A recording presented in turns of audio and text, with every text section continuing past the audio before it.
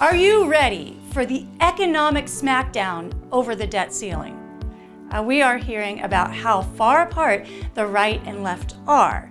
With all the trash talk happening, you may wonder, what is the debt ceiling? As of the date of this video, our national debt is now more than $30 trillion and poised to rise even higher. If you're watching this in 10 years, it's projected to be at $50 trillion. With all the spending that we do with no apparent concern, it might surprise you to learn there's supposed to be a legal limit on the debt load our nation can accumulate, which is called the debt ceiling. Today, we'll explain what the debt ceiling is and why it's not actually a ceiling on this edition of Economics Made Simple. The debt ceiling represents the limit on the amount of debt the federal government is allowed to take on. Here to explain the debt ceiling, including why it's not actually a ceiling, is our special guest, Jane. Thank you for having me on again. Let's get ready to rumble. The debt ceiling, or debt limit, is the total amount of money the federal government can borrow to meet its legal obligations. The limit applies to the total amount of federal debt. That means it represents both the part of the debt held by the public and the part the government owes itself as a result of borrowing from government accounts, including the trust funds from which Social Security and Medicare benefits are paid. So the debt ceiling is basically the amount the federal government can borrow. That makes sense. But when was the debt ceiling first established?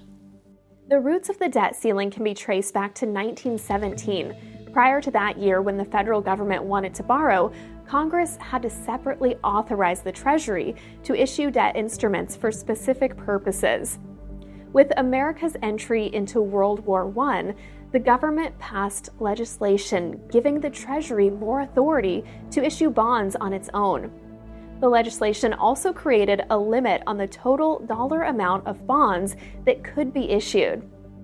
The debt ceiling we know today, an aggregate limit that covers all types of federal debt, was established by Congress in 1939. The debt ceiling has been modified more than 100 times since the end of World War II. The overriding reason is the frequency with which the federal government reaches the limit before the nation's legal pre-authorized obligations have been financed. Okay, so now that we know the history, can you tell us what happens when we hit the debt ceiling? Of course, I'd be happy to explain. This actually brings up an important point. An increase in the debt ceiling does not enable new spending. New spending is authorized by Congress only through the annual budget, which raises the question, if raising the debt ceiling is only about ensuring that current obligations are met, why doesn't Congress simply raise it whenever it's reached? The reason is that fiscal hawks can use the debt ceiling as leverage to try to force cuts in government spending. In such cases, some members of Congress may decide against voting to raise the ceiling unless there's an agreement to limit future spending. Whenever the debt ceiling is reached, the Treasury Department will resort to what are called extraordinary measures to keep the government from formally defaulting on its obligations.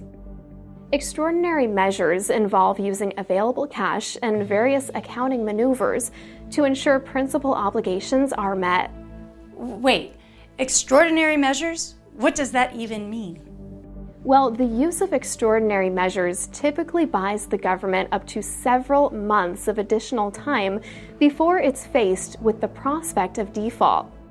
However, if the debt ceiling still has not been raised by the time those extraordinary measures are exhausted, the government could default on its debt, something it has never done up to this point. Okay, what would happen if we default? By virtually all accounts, the consequences of a default by the U.S. government would be catastrophic and likely trigger a global financial crisis. As I said, the U.S. government has never before defaulted on its obligations.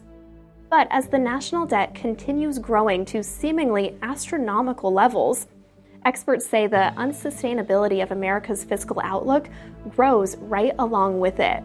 Thanks so much, Jane, for that clear and informative explanation of yet another of our nation's fiscal curiosities. You're very welcome. It's been my pleasure. Well, that's it for today. As always, if you've enjoyed this video, please don't hesitate to hit the subscribe button and keep on the lookout for more Economics Made Simple.